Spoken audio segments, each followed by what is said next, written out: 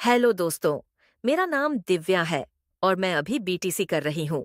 मैंने primary school में teacher के लिए परीक्षा भी दिया है। हमारे घर में कुल 4 लोग रहते हैं।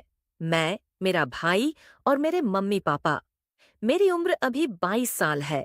मैं अपने शरीर को भी मेंटेन करके रखती हूँ और रोज सुबह व्यायाम करती हूँ जिससे कि मैं फिट रह सकूं। मेरे भाई की उम्र 20 साल है। हम दोनों एक दोस्त की तरह रहते हैं, जिस वजह से हम आपस में एक दूसरे की बातें भी शेयर करते हैं। एक दिन मैं अपने भाई से कुछ सीक्रेट बातें कर रही थी। मैंने उससे पूछा, कमलेश, तुम्हें कोई पसंद है कि नहीं? कमलेश बोला, नहीं दीदी, अभी तक ऐसी कोई नहीं मिली। अगर आप जैसी मिले तब तो प्रयास करूंगा। इतने में ही वहां पर मम्मी आ गईं और कमलेश को किसी काम से बाहर लेकर चली गईं। मेरे भाई के मुंह से आप जैसी बात सुनकर मेरे तो होश उड़ गए थे। मैं बस उसके ही बारे में सोच रही थी। यही सब सोचते सोचते कब मेरी आंख लग गई, मुझे पता भी नहीं चला।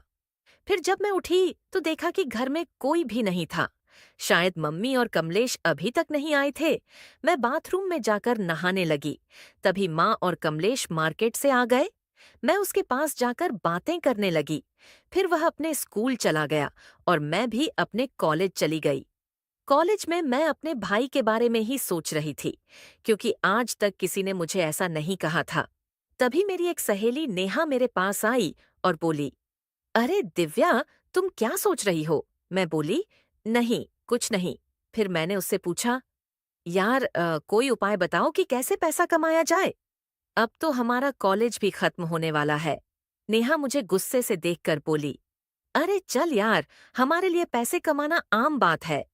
फिर हम दोनों अपने अपने घर की तरफ चल दिए, क्योंकि हमारा क्लास नहीं चल रहा था। रास्ते में मैंने अपने भाई कमलेश को देखा। मुझे उसको देखकर होश उड़ गए। कमलेश अपने साथ किसी को लेकर घूम रहा था। मुझे उस पर काफी गुस्सा आया, क्योंकि पापा इतनी मेहनत करके पैसे लाते हैं और हमें पढ़ने के लिए देते हैं, लेकिन यह सारा पैसा बर्बाद कर रहा है। मैं गुस्से में घर आ गई और कमलेश के आने का इंतजार करने लगी। शाम को जब कमलेश घर आया तो मैं उसके कमरे में गई। वह टीवी देख रहा था। मैंने उससे पूछा, कमलेश, तुम मार्केट में उन लोगों के साथ क्यों घूम रहे थे? उनके साथ मत रहो, वरना तुम्हें बर्बाद कर देंगे। उसने कहा, नहीं दीदी, मैं तो घूमूंगा। उनके साथ घूमने में काफी मजा आता है। अब नहीं घूमूंगा तो कब घूमूंगा? वह मुझसे गुस्से में बोल रहा था। मैंने उसे बहुत समझाया, लेकिन वह नहीं मान रहा था। आखिरकार मेरी कोशिशों के बाद वह बोला, ठीक है, उनके साथ नहीं घूमूंगा, लेकिन मेरी भी एक शर्त है। अगर तुम पूरी करोगी तो मैं उनके साथ रहना छोड़ दूंगा। मैंने कहा, बताओ, क्या शर्त है?